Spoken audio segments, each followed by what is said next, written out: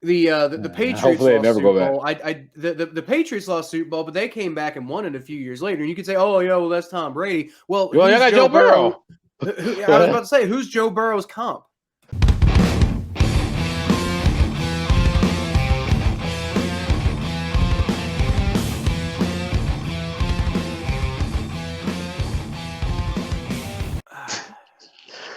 All By right, the way, Thomas. So, um, I want to I I want to get it out of the way. Let's talk about it. The Cincinnati Bengals lost Super Bowl 56, and I will say, man, it has been such a freaking ride.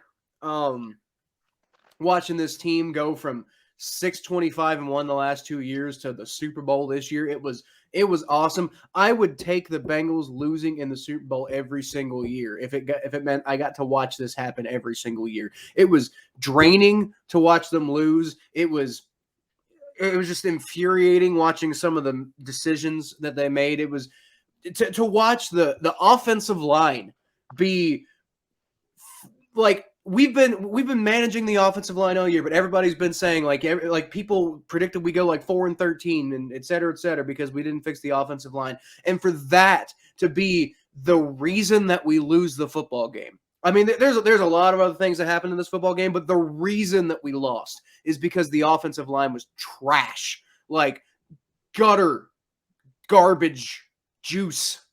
It was disgusting how bad that offensive line was. And I get you're going against Von Miller. I get you're going against Aaron Donald. I get that, that Rams pass rush is unlike anything the Bengals have seen all year. But, I mean, there's things that you can do, and they just completely mismanaged the hell out of this situation. And yet, Thomas, they were within 11 yards of tying that game up and going to overtime in the Super Bowl. They were yeah, within Joe Burrow was within 1.5 seconds. If he could have just like rolled out of the pocket and gotten out and seen that Jamar Chase had Jalen Ramsey completely fall down. Jamar Chase was wide open, 50 yards down the field, and he either would have gotten a touchdown or he would have had to slow up and would have had them in field goal range at the very least. To come that damn close, Thomas, to the first Lombardi trophy in Cincinnati Bengals history, and to have it just ripped away from you like that, it was like Super Bowl 23 all over again against Joe Montana. you know, Bengals had fuck that one game California. 1-2, and then they screwed it up at the very end. Kyle. I was watching that game, and like when T Higgins ripped the helmet of the defender with that Ramsey, Big Mouth Yeah, Ramsey. yeah. Yeah, good stuff. And then he ran for that big touchdown to like I just thought when I see McPherson sitting there watching Eminem and Dr. Dre and freaking 50 Cent hanging upside down and Mary J. Blige who still got it. Yeah. Ooh, she got it.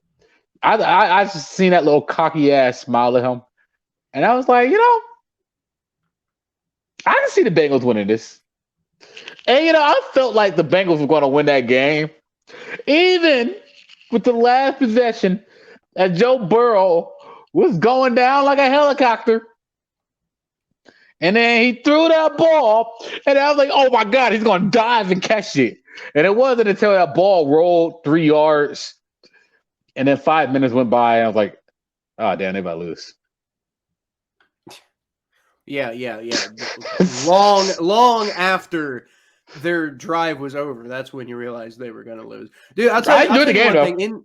In Samaje Perine defense, him diving for that ball was not like in the TV broadcast. It looks like Samaje Perine is really close to be like if he just dives, he can go catch that ball. But if you look from like the end zone angle, you can actually see that the ball was way farther away from Samaje Perine than it looks in the TV broadcast. Yeah, I can believe that a little So bit.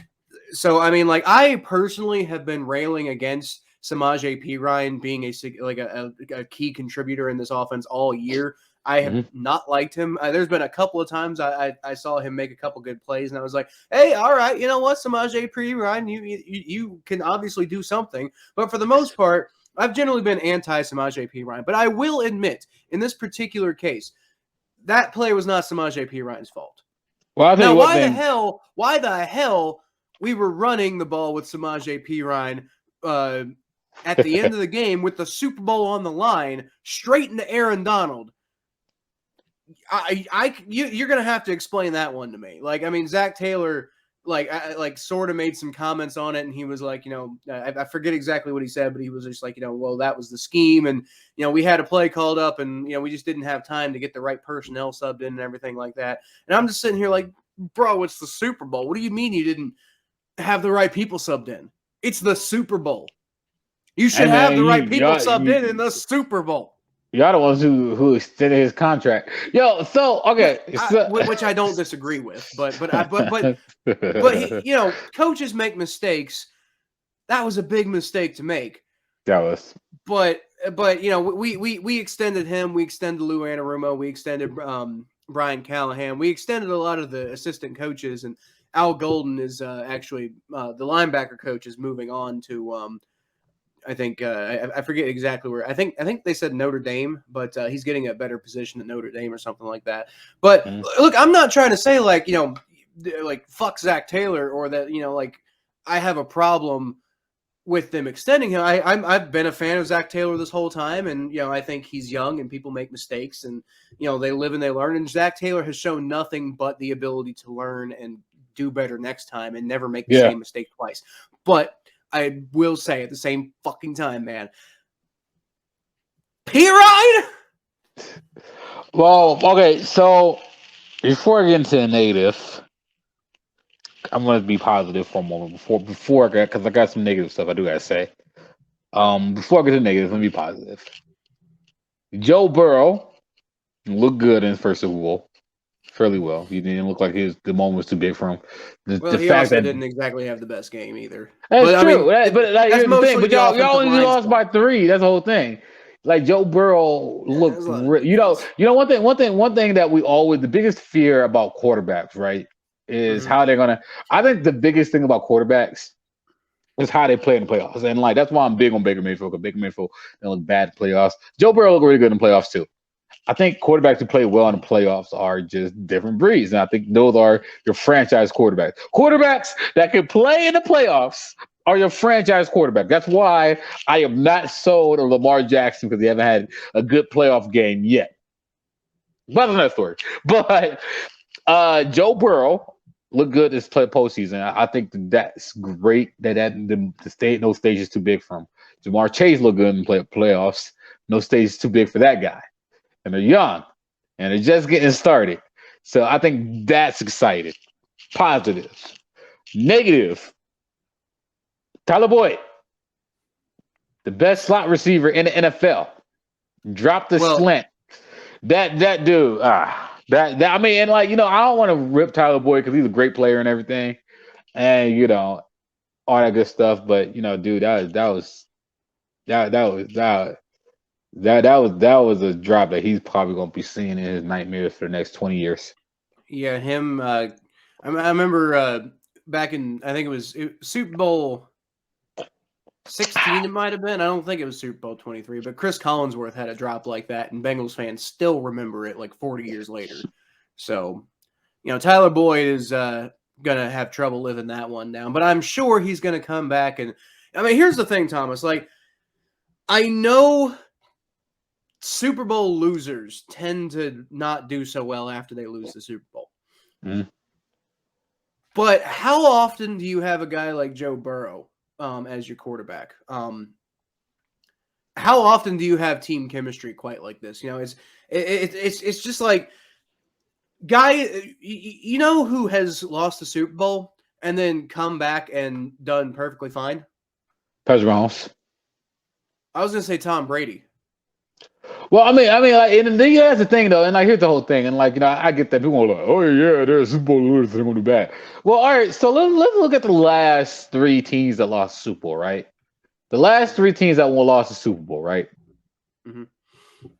if you look at the last 3 teams that lost Super Bowl, counting this year, or okay, so the Bengals lost Super Bowl, right? Yeah. The 49ers lost the Super Bowl, correct? Mm-hmm. Like 3 years ago, yeah, they lost Super Bowl. Weren't they in like the NFC Championship game, if I'm not mistaken?